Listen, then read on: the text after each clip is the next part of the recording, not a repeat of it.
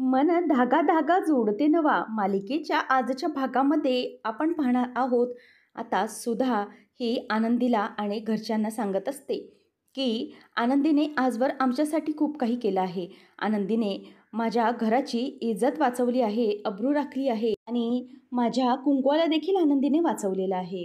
खरं तर आनंदी हीच माझ्या घराची सून होण्याच्या योग्यतेची आहे असं सुधा सांगत असते. आणि हे ऐकल्यानंतर आता सगळेजण आनंदामध्ये असतात.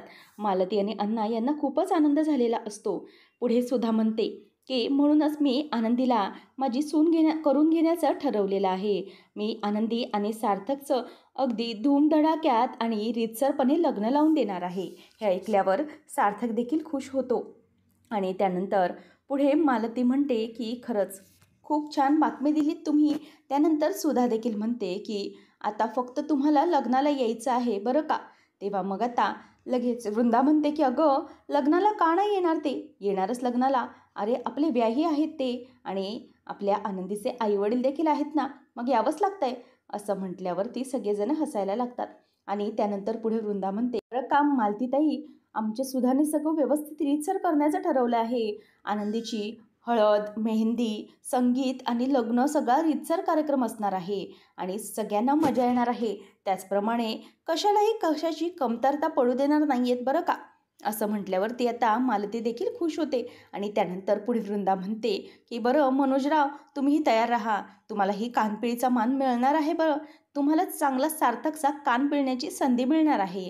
हे ऐकल्यावरती मनोज देखील खुश होतो. त्यानंतर मग अण्णाच्या चेहऱ्यावर जराशी उदासी दिसते आणि डोळ्यात पाणी येतं. सार्थक म्हणतो की बाबा काय झालं, तुमचा चेहरा असा का पडला. तेव्हा सार्थक हा विचारत असताना अण्णा डोळ्यात पाणी आणत आनंदीकडे बघत म्हणतात की जगात देव आहे की नाही यावर शंका होती हो मला. इतके दिवस खूप विचित्र घडत होतं. शेवटी माझ्या आनंदीच्या आयुष्यात आनंद आलाच.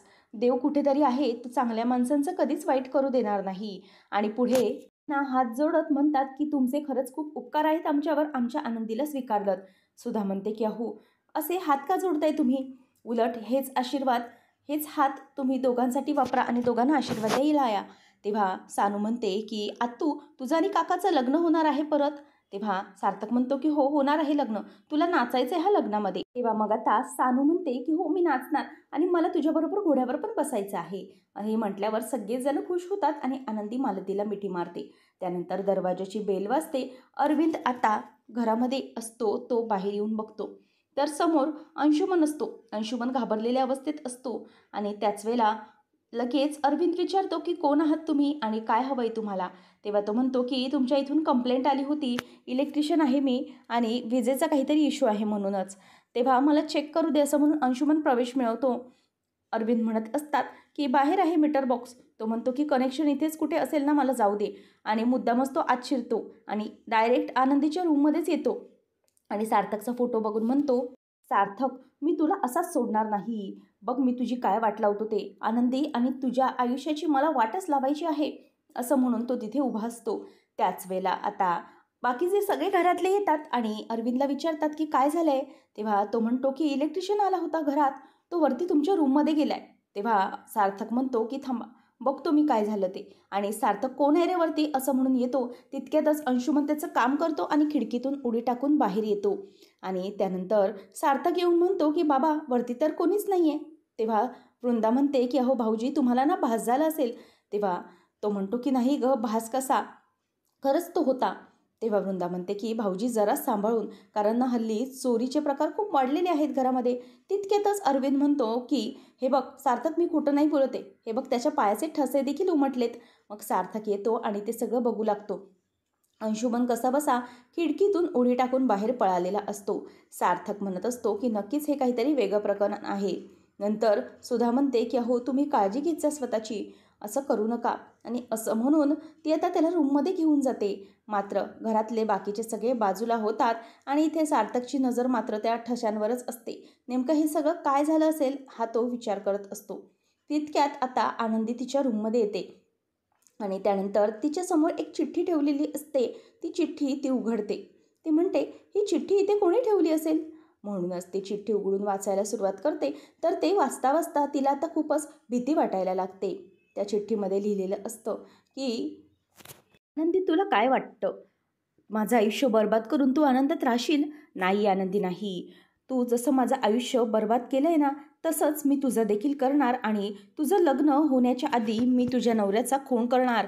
आणि हो, मी तुझं आयुष्य बर्बाद करणार, सार्थकचा खून करणार, मी त्याला संपवणार. आणि तू डिवोर्सी होतीस ना, आता तू कायमची विधवाच राहशील, असं त्याच्यात लिहिलेलं असतं. आता सार्थक आल्यावर म्हणतो की काय झालं आनंदी? तेव्हा आनंदी त्याला धरून म्हणते की सार्थक सर, तुम्ही ठीक आहात ना? तुम्हाला काही झालं तर नाही ना? तेव्हा तो म्हणतो की हो, काय झालं आहे, मी ठीक आहे. तेव्हा मग सार्थक ती चिठ्ठी बघतो आणि ती वाचायला सुरुवात करतो.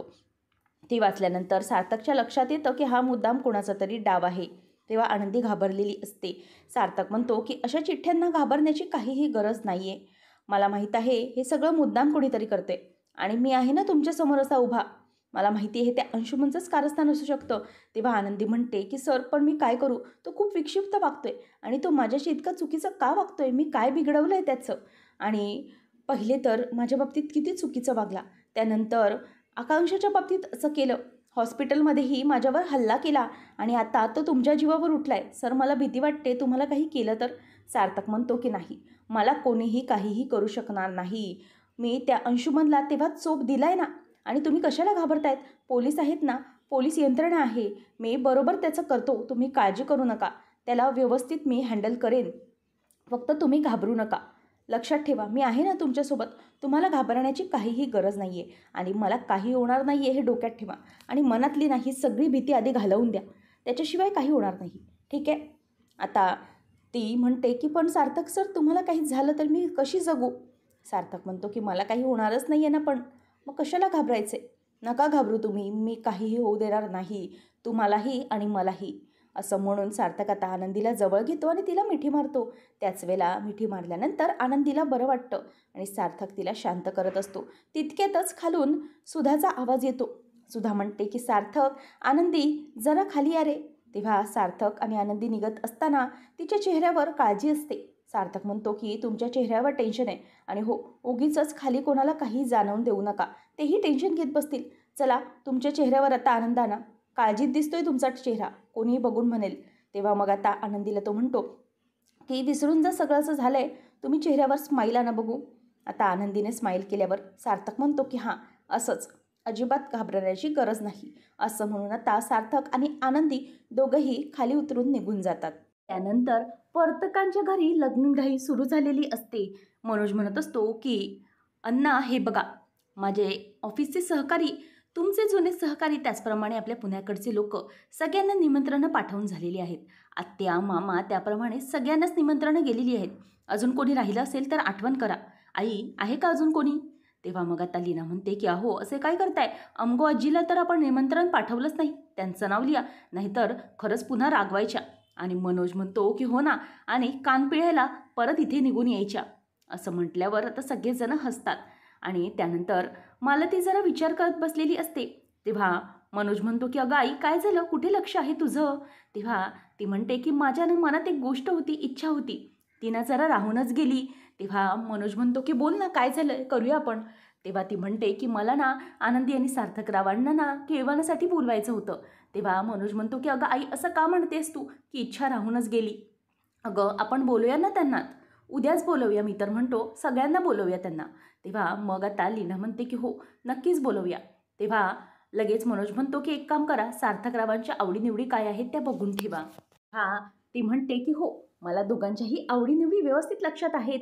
मनोज म्हणतो की हो, 8 दिवस सार्थकराव इथे राहिले, त्याचा फायदा आहे ना हा. असं म्हटल्यावर आता लीना हसायला लागते आणि त्यानंतर दोघीजणीही म्हणतात की आम्ही उद्याची तयारी करतो, तुम्ही बाकीचं बघा. मनोज आणि अण्णा दोघंही आता पुढचं बघतात. तर इथे साड्यांची खरेदी, बस्ता बांधणं सुरू झालेलं असतं. त्यानंतर सार्थक आणि आनंदी येतात आणि सुधा म्हणते की आनंदी बघ, लग्नासाठी यांना बोलवले आहे साड्यांसाठी. खरं तर तू साडी कधी डिझाईन करणार, त्यावर ब्लाऊज कधी शिवणार, म्हणूनच म्हटलं की आपण तुझ्यासाठी साडी बघूया. तेव्हा मग आता सार्थकला सुधा म्हणते की बरं का सार्थक, बेनारींनी पाठवलं आहे यांना. आणि त्यानंतर आकांक्षा म्हणते की आई, ही साडी मला कशी दिसेल? तेव्हा आकांक्षाला साडी पसंत झालेली असते आणि तितक्यातच वृंदाला आनंदी म्हणते की वृंदा काकू, हे बघा ना, ही साडी तुमच्यासाठी, तुम्हाला कशी वाटते बघा. तेव्हा वृंदा म्हणते की अगं नको, मला नको साडी ही, मी अशीच बरी आहे, मला कशाला. तेव्हा वृंदा म्हणते की नको, प्लीज तुम्ही ही साडी नेसा. तेव्हा मग आता सार्थकही म्हणतो की हो अगं वृंदा काकू, आनंदी म्हणतायत तर त्यांचा शब्द घे ना मनावर, नको अगं असं करूस, तू पण घे ना साडी, असं तिला म्हणतात. आणि सुधा देखील म्हणते की हो हे बघ वृंदा, तूही आता रंगीबेरंगी साड्या नेसायला सुरुवात कर.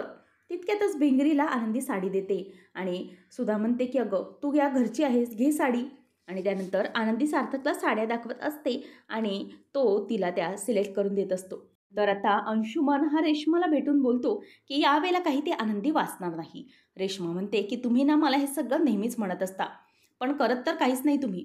तेव्हा मग आता अंशुमन म्हणतो की अहो मॅडम, असं बोलून ना तुम्ही माझा कॉन्फिडन्स कमी करताय हा. रेश्मा म्हणते की कसला आलाय कॉन्फिडन्स, काहीच करू शकला नाही आहेत तुम्ही. आता त्या आनंदीचं लग्न होतंय, ती राजाध्यक्षांची सून होते, या घरामध्ये तिचंच चालतंय आता. आणि तुम्ही काय करताय तर तुम्ही काहीच केलेलं नाही अजून. लग्न होतं आहे त्या दोघांचं, माझ्यासमोर होणार आहे सगळं आणि मला बघावं लागणार आहे. कारण का, मी माझ्या माणसाला कामाला पाठवलं तो काहीच करू शकत नाही. तेव्हा मग तो म्हणतो की मॅडम काळजी करू नका, यावेळेला मी काम करूनच आलो आहे. मी आनंदीच्या घरी गेलो होतो, तिच्या रूममध्ये धमकीची चिठ्ठी ठेवली आहे. त्या चिठ्ठीत लिहिलं आहे मी की सार्थकला मी संपवणार, तुझा नवऱ्याचा मी खून करणार. हे ऐकल्यावर रेश्मा पेटून उठते आणि त्याची कॉलर धरत म्हणते की काय काय बोललास काय तू, सार्थकला मारणार. लक्षात ठेव, सार्थक माझा आहे, माझा. त्याला काही झालेलं ना मी सहन करू शकणार नाही. त्याच्या केसाला जरी धक्का लागला ना तर बघ मी काय करते ते. लक्षात ठेव, सार्थकला काहीच करायचं नाही आहेस तू. तेव्हा तो म्हणतो की अहो मॅडम, असं काय करताय तुम्ही, त्या आनंदीला घाबरवायचं असेल ना मग सार्थकलाच काहीतरी करावं लागणार मला, त्याशिवाय काही पर्याय नाही. तेव्हा ती पुन्हा त्याची कॉलर धरून म्हणते की नाही, सार्थकच्या अंगाला हातही लावायचा नाही. तो म्हणतो की अहो, तो तुम्हाला विचारत देखील नाही आहे आणि तुम्ही काय अशा करताय. ती म्हणते ते काही असो, तो काही विचार करू दे, पण सार्थक हा माझा आहे, त्याच्यामुळे त्याला काही झालेलं मी सहन करणार नाही. म्हणून लक्षात ठेवा, त्या आनंदीचं जे काही करायचं आहे ते करा, पण सार्थकच्या केसाला हात लागता कामा नये. जर मी तुम्हाला पैसे देऊन त्या आनंदीला मारण्यासाठी सांगू शकते तर लक्षात ठेवा, 4 भाड्याचे गुंड आणून तुला संपवायला देखील मी कमी करू शकणार नाही, लक्षात ठेव. तेव्हा तो म्हणतो की मॅडम अहो तुम्ही तर चिडलात, घाबरू नका. तेव्हा ती म्हणते की लक्षात ठेव काय करायचे ते, आनंदीचं हवं ते कर, पण माझ्या सार्थकला काही होता कामा नये.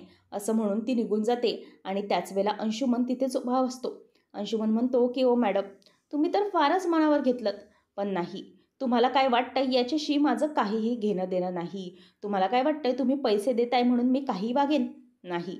मला जे वाटतंय ना तेच मी करणार आहे.